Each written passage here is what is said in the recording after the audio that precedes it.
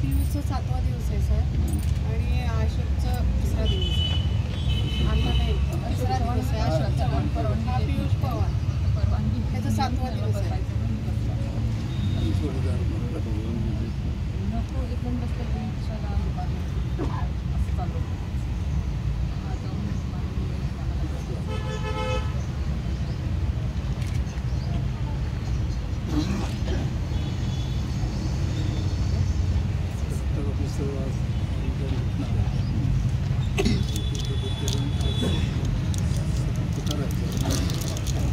आणि ते सगळ्या पद्धतीने चालतं.